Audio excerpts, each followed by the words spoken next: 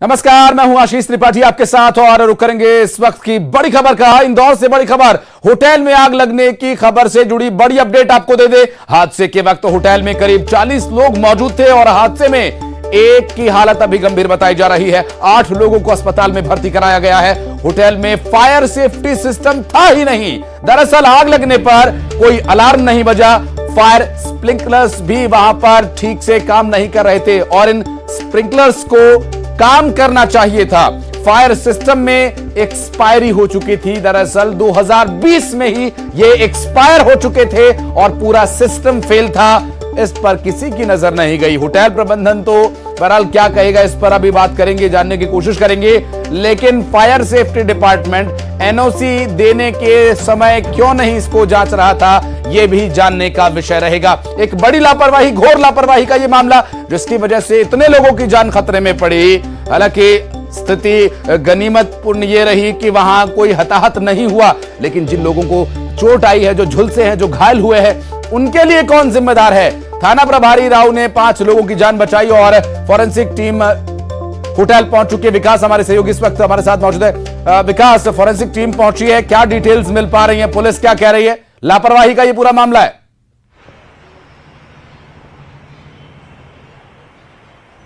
जी बिल्कुल आशीष, सुबह ही इस बात की जानकारी खुद फायर एसपी दे चुके हैं। पुलिस अधीक्षक फायर के जो अधीक्षक है, उन्होंने इस बात की जानकारी दी कि गंभीर लापरवाही होटल प्रबंधन की थी। चूंकि जिस वक्त ये होटल में आग लगी उस दौरान 40 से अधिक लोग होटल में मौजूद थे और जब ये आग लगी तो कोई फायर सेफ्टी अलार्म नहीं बजा, स्प्रिंकलर जो था वो चालू नहीं हुआ। जो मौके पर अग्निशमन यंत्र जरूर मिले हैं वो भी एक्सपायरी डेट के थे। तो आप अंदाजा लगाइए कि इसमें होटल प्रबंधन कितना गंभीर था, कितना गंभीर लापरवाही होटल प्रबंधन की देखने को मिली है। लेकिन इसमें जो पूरी लापरवाही है वो सिर्फ होटल प्रबंधन की नहीं मानी जा सकती। चूंकि फायर सेफ्टी एक ऑडिट खुद एक विभाग के द्वारा कराया जाता है, नगर निगम की जिम्मेदारी उस पर है। उनकी भी गंभीर लापरवाही है कि 2020 के बाद से वहां पर अग्निशमन जो यंत्र था वो रिफिल नहीं किया गया, वो एक्सपायर हो गया था। बावजूद इसके होटल में वो एक्सपायरी डेट का अग्निशमन यंत्र लगा हुआ था। तो कुल मिला के जिम्मेदार अधिकारियों की भी गंभीर लापरवाही है कि उन्होंने तय समय पर कोई ऑडिट नहीं किया। क्यों नहीं आखिर उन्होंने वहां पर जाके देखभाल करना उचित समझा? जब आज ये अचानक हादसा हुआ तो एक्सपायरी डेट का अग्निशमन यंत्र मौके से मिला है। बहरहाल अब ये दावा किया जा रहा है कि गंभीर कार्रवाई होटल प्रबंधन की तरफ से होगी। राऊ थाना पुलिस इस मामले में कार्रवाई करेगा, लेकिन ये गनीमत ही मानी जा सकती है कि उसमें कोई ऐसी घटना नहीं हुई जो कि अप्रिय हो। लेकिन फिर भी कई लोगों की जान पर बनाई थी। 40 से अधिक लोग उस होटल में मौजूद थे। उन सभी लोगों को सुरक्षित जरूर बाहर निकाला गया है, जिसमें कुछ लोग भले ही इसमें कोई हताहत नहीं हुआ, ये अच्छी बात है, कोई हताहत नहीं हुआ, किसी को चोट नहीं आई, लेकिन होटल प्रबंधन पर कार्रवाई उसी तरह से होनी चाहिए। एनओसी के लिए 3 साल 2021, 22 और 23 ये हाथी के जो दिखाने के दांत यहां पर रखे हुए थे होटल के अंदर, फायर एक्सटिंग्विशर जिन्हें कहा जाता है, लेकिन वहां वो काम तो कर नहीं रहे थे, स्प्रिंकलर्स काम नहीं कर रहे थे। ये फायर डिपार्टमेंट की बहुत बड़ी लापरवाही है। हो सकता है कि होटल वालों के साथ उनकी कोई मिली भगत भी हो। बहरहाल ये पूरा एक विषय जांच का है, इसके बारे में कुछ भी कहना जल्दबाजी होगा। विकास, आप इस पूरे मामले पर नजर बनाए रखिएगा। फॉरेंसिक टीम वहां पहुंची, उनसे जरूर बात कीजिएगा। बहुत शुक्रिया फिलहाल इस पूरे मामले पर जानकारी देने के लिए। बढ़ते आगे, स्टूडियो से हमारे सहयोगी जुड़े थे हमारे साथ, बता रहे थे कि यहां क्या स्थिति है। बहरहाल बढ़ते आगे, ग्वालियर से बड़ी खबर, आपसी विवाद को लेकर फायरिंग। बाइक से 2 सवार घर के सामने पहुंचे और फायर किया। दरअसल योगेंद्र सिंह यादव के घर के सामने यह फायरिंग की गई। अभिषेक किरार और उसके साथी ने फायरिंग की। फायरिंग का एक सीसीटीवी वीडियो भी सामने आया, तस्वीरें आपको भी दिखाएंगे। दरअसल पुलिस ने दोनों आरोपियों के खिलाफ केस दर्ज कर लिया है और ये देखिए किस तरह से 2 शख्स आते हैं बाइक पर सवार होकर और ये आपसी विवाद के चलते, डराने की धमकाने के लक्ष्य से ये सब कुछ किया गया। देखिए हाथ में पिस्तौल लेकर, बंदूक लेकर वहां पहुंचते हैं और हालांकि तस्वीर में बहुत ज्यादा स्पष्ट वो नहीं दिखाई दे रहा है हथियार कौन सा है, लेकिन हाथ में बंदूक नुमा कुछ हथियार जरूर लिए हुए हैं और अभिषेक किरार और उसके साथी ने फायरिंग की है। ढंग से वहां पर हथियार पकड़ा भी नहीं जा रहा, जैसे तैसे वहां पर रुकते हैं, हथियार से फायर करके भाग खड़े होते हैं। ये पूरा मामला सीसीटीवी कैमरे में कैद हो गया। ये परसों रात का इंसिडेंट है, थाना ग्वालियर की घटना है, जिसमें 2 पक्ष के बीच एक महाशिवरात्रि के ओकेशन पे एक विवाद हुआ था। तो उसी की रंजिशवश कल 2 आरोपियों, जिनकी एक क्लिप सामने आई है, इसमें 2 मोटरसाइकिल से दिख रहे हैं और उन्होंने ये फायर किया है। जिसमें फरियादी की रिपोर्ट पर हमने आईपीसी की सुसंगत धाराओं में अपराध कायम किया है। अभी दोनों एक्यूज्ड इसमें एक आइडेंटिफाइड है, एक अनआइडेंटिफाइड है, और उसमें जैसे ही आइडेंटिफाइड हो जाएगा एक दूसरा एक्यूज्ड, हम उनको दोनों को राउंड अप कर लेंगे और आगे की कार्रवाई करेंगे। और उज्जैन से बड़ी खबर, दरअसल पति ने अपनी पत्नी को मौत के घाट उतार दिया और पत्नी ही नहीं अपनी बेटी की भी हत्या कर दी। मानसिक तौर पर इसे विक्षिप्त बताया जा रहा है और दो बेटों ने खुद को किसी तरह से बचाकर कमरे में बंद कर लिया और उनकी जान बच गई। दरअसल इस शख्स ने खुद पर भी वार किया और इलाज के लिए इसे अस्पताल में भर्ती कराया गया है। नरवर थाना क्षेत्र का यह पूरा मामला। मानसिक तौर पर विक्षिप्त शख्स ने अपनी पत्नी को मारा, अपनी बेटी को मारा और दोनों बेटों की हत्या करने के लिए आमादा था, लेकिन बेटों ने किसी तरह से अपनी जान बचा ली और खुद को भी उसने घायल कर लिया। मानसिक तौर पर विक्षिप्त शख्स को हॉस्पिटल में इलाज के लिए भर्ती कराया गया है। अपनी पत्नी और बेटी के इस हत्यारे के खिलाफ आगे क्या कार्रवाई की जाएगी, यह देखने का विषय रहेगा। बहरहाल नरवर थाना क्षेत्र का यह पूरा मामला है। और अगली खबर रायपुर से, आपको बता दें ईडी ने आज दूसरे दिन भी कई ठिकानों पर छापेमारी की कार्रवाई को जारी रखा। कुछ बड़े शराब कारोबारियों के ठिकानों पर छापेमार कार्रवाई की जा रही है। महापौर समेत कई कारोबारियों के ठिकानों पर ईडी की ये रेड। महापौर के घर के बाहर उनके समर्थक जमा हो गए हैं, प्रदर्शन कर रहे हैं। बहरहाल ईडी को इस बात से कितना फर्क पड़ता है ये कह पाना अभी मुश्किल है। ये प्रदर्शनकारी नारेबाजी करते रहे, लेकिन ईडी जब अंदर गई है तो वो कार्रवाई करके लौटेगी और पुलिस को उन्हें सुरक्षा मुहैया करानी होगी। ये पुलिस की जिम्मेदारी है। रायपुर से इस वक्त की बड़ी खबर, कुछ बड़े शराब कारोबारियों के घर पर ईडी की कार्रवाई चल रही है और ईडी की कार्रवाई में क्या कुछ सामने आएगा यह भी देखने का विषय रहेगा। एनफोर्समेंट डिपार्टमेंट, प्रवर्तन निदेशालय इस पूरे मामले पर क्या कार्रवाई करता है देखने का विषय रहेगा। ममता लाजेवार हमारी सहयोगी इस वक्त फोन लाइन पर है। ममता, ईडी पहुंची है, क्या डिटेल्स मिल पा रही हैं? देखिए, अलग अलग जगहों पे जो ईडी की कार्रवाई चल रही है। महापौर एजाज ढेबर जो है उनके घर पर ईडी पहुंची, उनके भाई के घर पर ईडी पहुंची है और इसके साथ ही जो ब्यूरोक्रेट है अनिल टुटेजा, उनके घर पर ईडी पहुंची है और इसी उनको ईडी के खिलाफ प्रोटेस्ट करने के लिए कांग्रेस कार्यकर्ता भी पहुंच गए हैं और उनका कहना है कि। और धार से बड़ी खबर आपको बता दें, पानी से भरे गड्ढे में डूबे दो बच्चे और बच्चों के डूबने से उनकी मौत हो गई। निर्माणाधीन वेयरहाउस के पास ये गड्ढा था। नहाने के दौरान यह हादसा हुआ और गुणावत गांव की यह घटना बताई जा रही है, जहां दो बच्चे गड्ढे में डूब गए और डूबने से दो बच्चों की मौत हो गई। इस दुर्घटना में जो जानकारी मिल रही है, निर्माणाधीन वेयरहाउस के पास ये गड्ढा था बहुत बड़ा और ये बच्चे उसमें नहाने के लिए गए हुए थे और इस दौरान डूबने से उनकी मौत हो गई। पानी से भरे हुए गड्ढों में दो बच्चों के डूबने का मामला और गड्ढे में डूबने से दो बच्चों की मौत हो गई। धार से इस वक्त की बड़ी खबर हम आपको बता रहे हैं, दो मासूम बच्चे जो गड्ढे में पानी भरा हुआ था, नहाने के लिए दरअसल गए हुए थे और इस दौरान इनकी डूबने से मौत हो गई। ये देखिए, ये वो गड्ढा जो दिख रहा आपको तस्वीरों में, इसी गड्ढे में डूबने की वजह से दो मासूम बच्चों की जिंदगी हलाक हो गई और पानी से भरे हुए इन गड्ढों में दो बच्चे डूब गए। और हादसे के लिए कौन जिम्मेदार है कह पाना मुश्किल है, क्योंकि ये गड्ढा जिसने किया उसके आसपास कोई निगरानी के लिए होना चाहिए, क्योंकि छोटे बच्चे जिन्हें उतनी समझ नहीं है यहां पर अगर जाते हैं नहाने के लिए तो रोकने वाला कोई ना कोई होना चाहिए था। अब ये किस संदर्भ में काम चल रहा है, क्यों खुदाई की हुई है, पानी क्यों भर के रखा गया, ये अभी तक पता नहीं चल पाया है। आपको ये भी बता दें कि इस हादसे में दो बच्चे जिनकी मौत हुई है, वाकई दुखद ये मामला। धार से बड़ी खबर। और खबर भोपाल से, जहां लाउड स्पीकर पर प्रशासन ने एक नोटिस जारी किया। मंदिर से लाउड स्पीकर हटाने को लेकर एक नोटिस जारी किया गया। मध्य प्रदेश एमपी नगर के एसडीएम राजेश गुप्ता ने ये नोटिस भेजा है। मंदिर में लाउड स्पीकर से आरती भजन सुंदरकांड पर अब पाबंदी है। प्रशासन की तरफ से यह नोटिस जारी किया गया। नवरात्रि के समय में महाअष्टमी का दिन है, मां महागौरी की पूजा का दिन है, ऐसे में कल रामनवमी है और मंदिर में लाउड स्पीकर आरती भजन सुंदरकांड कुछ नहीं कर सकते, लाउड स्पीकर पर आप नहीं बजा सकते। प्रशासन की तरफ से यह नोटिस जारी किया गया है। भोपाल से इस वक्त की बड़ी खबर एमपी नगर से आ रही है। एमपी नगर प्रशासन ने लाउड स्पीकर पर भजन, सुंदरकांड और लाउड स्पीकर का किसी भी रूप में इस्तेमाल करने से मना किया है। आरती तक आप लाउड स्पीकर पर नहीं बजा सकते। अभी चैत्र नवरात्रि का अष्टमी तिथि का समय है, कल नवमी है, रामनवमी का त्योहार है, पूरे देश में उत्सव मनाया जाएगा और लाउड स्पीकर पर प्रशासन ने रोक लगाए जाने को लेकर नोटिस जारी किया है। अब इस नोटिस का क्या जवाब दिया जाता है, ये भी देखने का विषय रहेगा। लाउड स्पीकर पर प्रशासन ने नोटिस जारी किया है, मंदिर से लाउड स्पीकर हटाए जाने को लेकर नोटिस जारी किया गया। एमपी नगर के एसडीएम राजेश गुप्ता ने यह नोटिस भेजा है। बहरहाल जवाब क्या रहता है, देखने का विषय रहेगा।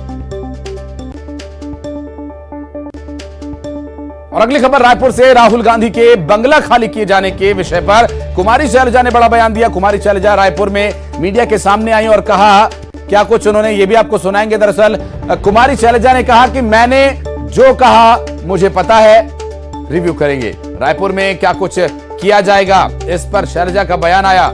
हालांकि उन्होंने इस बारे में यह भी कहा था कि ऐसे तो बहुत सारे बीजेपी के पूर्व मंत्री भी हैं जो बंगले में रह रहे हैं। राहुल गांधी को दरअसल सदस्यता उनकी जब से गई है, उन्हें एक नोटिस भेजा गया है, क्योंकि सदस्यता जाने के बाद एक नियम है कि 30 दिन में आपको सरकारी आवास जो भी मिला है उसे खाली करना होगा। अब उसी के तहत राहुल गांधी को बंगला खाली किए जाने के संदर्भ में जो नोटिस भेजा गया, उस नोटिस पर अब बवाल हो चुका है। राजनीति का दौर चल रहा है, वार पलटवार का सिलसिला जारी है, जिसमें कुमारी शैलजा का यह बयान आया। मैंने क्या कहा था मुझे मालूम है, और जो मैंने कहा वो आपके सबके रिकॉर्ड में। मैंने ये कहा था कि हम इसको रिव्यू करें। मैंने क्या कहा था मुझे मालूम है, और जो मैंने कहा वो आपके सबके रिकॉर्ड में। मैंने ये कहा था कि हम इसको रिव्यू करें। ममता हमारी सहयोगी हमारे साथ मौजूद हैं। ममता, कुमारी शैलजा कह रही हैं कि रिव्यू करेंगे, ये रिव्यू की क्या वाकई आवश्यकता है? इसमें इतनी कोई गंभीर विषय तो नहीं था।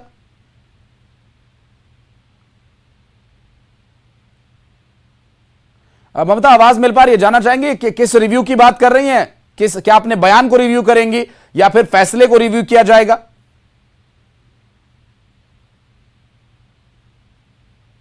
या राहुल गांधी को जो नोटिस दिया गया उस पर चर्चा विचार किया जाएगा? बात करेंगे ममता से। संभव है कि अभी चर्चा करने की स्थिति में नहीं है, क्योंकि उनसे संपर्क नहीं हो पा रहा है, बात अभी हमारी उन तक नहीं पहुंच रही है। तो प्रश्न एक बार फिर से करेंगे, उनसे बात करेंगे, जानने की कोशिश करेंगे कि क्या कुछ इस पर आगे स्थिति रहेगी, क्योंकि हरियाणा की पृष्ठभूमि से आने वाली कांग्रेस की वरिष्ठ ये नेत्री, जो कि हरियाणा की प्रदेश अध्यक्ष भी रह चुकी हैं, एक बड़ी जिम्मेदारी को वहां पर उन्होंने संभाला और इस वक्त उससे भी बड़ी जिम्मेदारी यहां पर छत्तीसगढ़ में भी निभा रही हैं। क्या उन्होंने कहा था, एक बार फिर से सुनिए। मैंने क्या कहा था मुझे मालूम है, और जो मैंने कहा वो आपके सबके रिकॉर्ड में। मैंने ये कहा था कि हम इसको रिव्यू करें। मैंने क्या कहा था मुझे मालूम है, और जो मैंने कहा वो आपके सबके रिकॉर्ड में। मैंने ये कहा था कि हम इसको रिव्यू करें। ममता हमारी सहयोगी हमारे साथ जुड़ गई। ममता, आवाज मिल पा रही है? बिल्कुल, देखिए ममता, मैं प्रश्न करूंगा। प्रश्न दरअसल ये है कि ठीक है, हमें आपको मालूम है, लेकिन ये जो रिव्यू किए जाने की बात कुमारी शैलजा कह रही है, ये किस संदर्भ में, एक बार हमारे दर्शकों के लिए स्पष्ट कीजिए। बिल्कुल, देखिए राहुल गांधी का जो बंगला खाली कराया जा रहा है, उसको कांग्रेस पार्टी ने कहा कि पॉलिटिकल रिवेंज के तौर पे लिया जा रहा है, और अभी तो वो कानूनी लड़ाई लड़ेंगे, लेकिन उन्हें मौका ही नहीं दिया जा रहा है और तुरंत बंगला खाली कराया जा रहा है। इसी पर सवाल किया गया कि यहाँ पर बीजेपी के कई ऐसे लीडर्स हैं जो जिन्होंने चुनाव में हार गए हैं, लेकिन अभी भी बंगले पे काबिज हैं। तो क्या ऐसे में, चूंकि राहुल गांधी का बंगला वहां से बीजेपी की सरकार खाली करा रही है, तो यहाँ की जो सरकार है, क्या वो भी इस तरह की स्ट्रेटेजी पे काम करेगी? तो इसी पर उनसे पूछा गया था, तो उन्होंने कहा कि हमारी सरकार इसको देखेगी और हम इस पर रिव्यू करेंगे। लेकिन साथ ही उन्होंने ये भी कहा कि अंग्रेजों के समय जिस तरह से हमने लड़ाई लड़ी थी, ईंट का जवाब पत्थर से दिया था, हम पॉलिटिकल लड़ाई भी उसी तरीके से लड़ेंगे। क्योंकि राहुल गांधी के मसले पर कांग्रेस पार्टी कह रही है कि अलग अलग तरीके से लड़ाई लड़ी जाएगी। एक तो राजनीतिक तरीके से, दूसरा सड़क पर लड़ाई लड़ी जाएगी, तीसरा जो है कानूनी तरीके से लड़ाई लड़ी जाएगी। और इन तीनों ही तरीकों की लड़ाइयों में जो बन पड़ेगा वो करेंगे। बिल्कुल, चूंकि चुनावी समय ऐसे में कुमारी शैलजा की जो जिम्मेदारी है वहां उन्हें निभानी होगी। पूरी कांग्रेस इस वक्त राहुल गांधी के समर्थन में खड़ी है, तो ममता, स्वाभाविक है अब आगे क्या स्थिति बनेगी, इस पर और डिटेल्स आपसे लेंगे आगे। बहुत शुक्रिया फिलहाल आपका इस पूरे मामले पर जानकारी देने के लिए।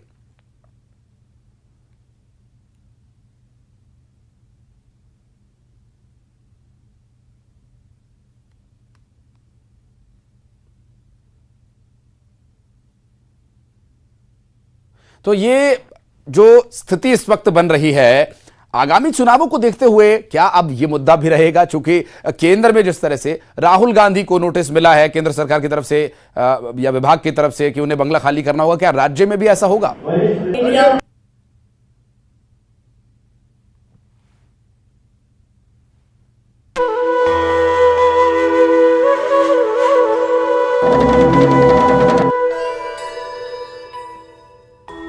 अद्भुत परंपरा, अनोखा रिवाज।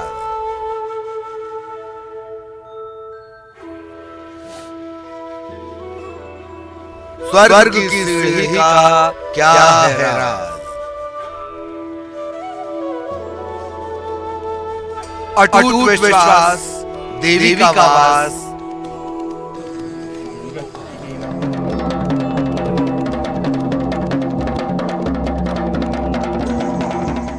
आरती है खास, एक चुटकी बहू।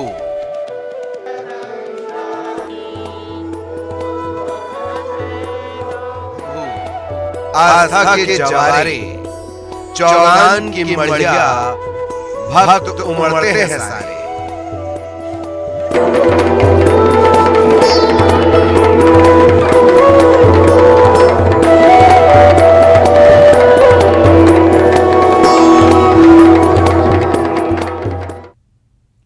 और मंडला में स्थित है आदिवासियों का अद्भुत तीर्थ स्थल चौगान की मढ़िया। यहां है स्वर्ग की सीढ़ी जिस पर दीप जलाकर मां की पूजा की जाती है। नवरात्रि पर यहां भक्तों का सैलाब उमड़ता है। यहां भक्तों की हर मनोकामना पूरी होती है।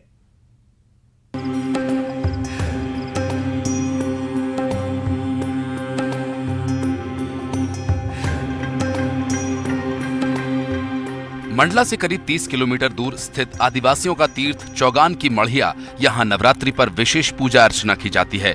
आमतौर पर लोग पूजा के दौरान उपवास रखते हैं, लेकिन मढ़िया में खाना खाने के बाद रात 10 बजे के बाद पूजा की जाती है। पूजा की शुरुआत इस सीढ़ी पर दीप प्रज्वलित कर होती है, लेकिन ये कोई आम सीढ़ी नहीं, स्वर्ग की सीढ़ी है। जमीन से करीब 25 फीट ऊपर इस सीढ़ी पर दीप प्रज्वलित किया जाता है, जिसके बाद महादेवी की महाआरती की जाती है, जिसमें यहाँ हजारों की संख्या में श्रद्धालु मौजूद रहते हैं। देखिए, आस्था का एक केंद्र है। यहाँ पर लूट खसोट ऐसी कोई चीज नहीं है। यहाँ के जो पंडा लोग भी हैं तो वो एक ही चीज कहते हैं कि माता रानी से आपको जो मांगना है आप मांगे और आपकी मन्नतें पूरी होती है। जो आपको एक फूल भी यहाँ अगर आप चढ़ाए जाते तो वो मन्नत के रूप में स्वीकार कर लिया जाता है। जैसे कि गोद भराई है, किसी के बच्चे नहीं हो रहे हैं या कुछ है, या कोई पागलपन का दौरा है, दुनिया है, तो सारे लोग यहाँ अच्छे होके जाते हैं। कोई नौकरी पैसा वाले हैं, किसी की जॉब नहीं लग रही है तो माता रानी से प्रार्थना करते हैं तो उनकी जॉब भी लग जाती है। तो कई चीज़ें यहाँ पे एक तीर्थ स्थल, चौगान जो पर्यटन स्थल है, तीर्थ स्थल भी है और यहाँ दूर दूर से लोग आते हैं, अपने मन्नतों को लेकर आते हैं और यहाँ मन्नतें यहाँ हमेशा पूरी होती है। आरती के बाद महादेवी का संदेश सुनाया जाता है और मढ़िया में नगाड़े बजाए जाते हैं। नगाड़े की थाप सुनते ही महाआरती में खड़े भक्त मैदान पर आते हैं और नगाड़े के सामने भाव खेलने लगते हैं। ऐसा कहा जाता है कि यहाँ पूजा करने से भक्तों की सभी मनोकामनाएं सिद्ध होती हैं और सभी समस्याओं से निजात मिल जाती है। यहाँ सिर्फ मंडला ही नहीं बल्कि देश भर से हर वर्ग के लोग मन्नत मांगने के लिए आते हैं। ऐसी मान्यता है कि एक चुटकी भभूत खाने और दरबार में माथा टेकने से उनकी सभी मनोकामनाएं सिद्ध होती हैं। मैं आया हूँ नरसिंहपुर जिले से। मैं लगभग कम से कम 6 वर्ष का था जब मेरी माँ के साथ मैं इधर आया था। तो मेरी तबीयत ख़राब थी बहुत ज़्यादा, तो मेरी माँ इधर लेके आएंगी, मेरे को लेके आई थी इधर। तो मेरी मतलब तबीयत ठीक हो गई थी। उस पश्चात से मैं भी मतलब देवी माँ को बहुत ज़्यादा मानने लगा हूँ इधर। तो चैत नवरात्रि के पावन अवसर पर मैं इधर हर वर्ष आता हूँ और आता रहूँगा क्योंकि मेरी मनोकामना पूरी होती हैं। यहाँ मन्नत पूरी होने पर भक्त के लिए नवरात्रि पर ज्योति कलश जवारे के रूप में स्थापित करना आवश्यक होता है और इस स्थान पर मन्नत पूरी होने के बाद जवारे के कलश को रखा जाता है। इस दौरान जवारे कलशों की संख्या हजारों तक पहुंच जाती है और इस साल करीब 3440 जवारे भक्तों ने कलश रखे हैं। मानना यह है कि चौगान की मढ़िया में देवी का वास है। श्रद्धालु यहाँ आने के बाद सबसे पहले नारियल अगरबत्ती के साथ अपनी मनोकामना देवी के सामने कहते हैं और पंडा के सामने अर्जी लगाते हैं। पंडा जलती धुनी से एक चुटकी भभूत माँ के आशीर्वाद के रूप में देते हैं, जिससे भक्त की हर मनोकामना पूरी होती है। यहाँ जो बहुत दूर दराज के लोग आते हैं, चैत की नवरात्रि, दशहरा पर्व की नवरात्रि और मड़ई भी होता है, तो अपने अपने जो समस्याएं होती हैं उन समस्याओं को लेकर माता के स्थान में आते हैं और समस्या निदान करती है माता जी, तो उनको मनोकामना पूर्ण होती हैं, तो वो अपने जो भी यहाँ वंदना करते हैं वो आके हाजिर करते हैं और उनको सुख शांति मिलती है। और यही आशा करते हैं माता से कि हम सुख शांति से रहें, अच्छी हमने जीवन बाल बच्चे से जिए, यही मान्यता है यहाँ की। श्रद्धालु मन्नत पूरी होने पर बांस की टोकरी, मिट्टी का बड़ा दीपक और तेल बाती लेकर आते हैं। नवरात्रि के दूसरे दिन खास तरह की मिट्टी सभी को पुजारी के बताए स्थान से लानी होती है, जिसके बाद गेहूं के जवारे टोकरी में बोए जाते हैं और एक साथ ज्योति प्रज्वलित कर कलश की स्थापना की जाती है। इस स्थान पर मांगी गई मन्नत पूरी होने के बाद ही कलश रखे जाते हैं। स्वर्ग की सीढ़ी पर दीप जलाने और मन्नत पूरी होने के बाद ही कलश जवारे रखने की अनूठी परंपरा है। कृष्णा साहू, न्यूज़ 18 मंडला। और कृष्णा साहू हमारे सहयोगी मंडला से इस वक्त हमारे साथ मौजूद हैं। कृष्णा, स्वर्ग की सीढ़ी इसे नाम दिया गया है, एक प्रतीकात्मक नाम प्रतीत होता है। हालांकि इससे कोई स्वर्ग तो नहीं जाता, लेकिन इस धरती पर रहकर मां की भक्ति कर स्वर्ग की जो अनुभूति होती है उसी का एक प्रतीक यहां पर दिखाने का प्रयास किया गया है। लेकिन चौगान की मढ़िया में इस साल क्या व्यवस्था की गई है नवरात्रि पर?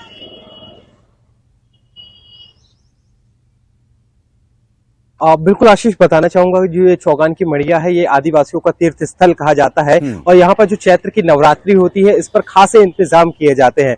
यहाँ पर खास देखने के लिए यह ही होता है कि यहाँ पर हम जैसे ही चौगान की मढ़िया में एंट्री करते हैं वहां से लेके जो यहाँ पर जो स्थानीय स्तर पर जितने भी लोगों के घर है, हर घर में आपको जवारे बड़ी संख्या में देखने मिलते हैं। खास बात यह रहती है आशीष यहाँ पर कि जो भी अपनी मन्नत मांगता है वह यहाँ पर पूरे 9 दिन आकर वो एक उपास रहकर और एक जो जवारे हैं जवारे मढ़िया में रखकर उनकी लगातार 9 दिनों तक सेवा करता है। इसके बाद इन्हें विसर्जन करने के लिए पूरी बड़ी संख्या में जो आदिवासी वर्ग है और इसके साथ ही जो हर वर्ग के लोग हैं वो जो यहाँ पर जवारे रखते हैं वो एक सभी शामिल होकर एक साथ जाकर नर्मदा जी में विसर्जन करते हैं। वो एक बड़ा ही देखने वाला दृश्य होता है। और खास बात यह रहती है आशीष, जो ये विशेष जो इनकी पूजा होती है वो पूजा इतनी अनोखी होती है कि आप अगर वहां रहेंगे तो आप मंत्र मुग्ध हो जाएंगे, क्योंकि इनकी पूजा जो 10 बजे के बाद खाना खाने के बाद होती है इनकी पूजा। और जो इन्होंने जो स्वर्ग की सीढ़ी दिया है वहां पर करीब 25 फीट ऊपर जाकर दीप प्रज्वलित करना पड़ता है। उसके बाद ये पूजा शुरू होती है वहां से। और वो जो दीपक जहां जो पंडित जिसके द्वारा जलाया जाता है उसी के द्वारा जो जिससे जलाया जाता है उसी के माध्यम से ही बाकी दिए जो रखे जाएंगे मढ़िया में उन्हें एक साथ जलाया जाता है। फिर बाकी आपको वहां पर जो मढ़िया है वहां पे आपको सेवकदार वगैरह बहुत सारे लोग मिलेंगे ऐसे देखने जो माता की वहां पर सेवा करते हैं। और लगातार जो लगातार जिनकी मन्नतें पूरी होती हैं इतनी बड़ी संख्या है। बिल्कुल आज अष्टमी बताया जा रहा है कि यहाँ पे अष्टमी का त्योहार मनाया जाएगा, जिसमें भी बिल्कुल ऐसे ही खास इंतजाम किए जाएंगे। यहाँ पर भी हजारों की संख्या में आज फिर लोग जुड़ेंगे और जो रूटीन जो अभी चलता है वैसे ही चलेगा। आशीष, वो तस्वीरें भी हम तक पहुंचाइएगा और वाकई वो अद्भुत नजारा होगा, हम देखना चाहेंगे, अपने दर्शकों तक भी पहुंचाना चाहेंगे। बहुत बहुत शुक्रिया आपका इस पूरे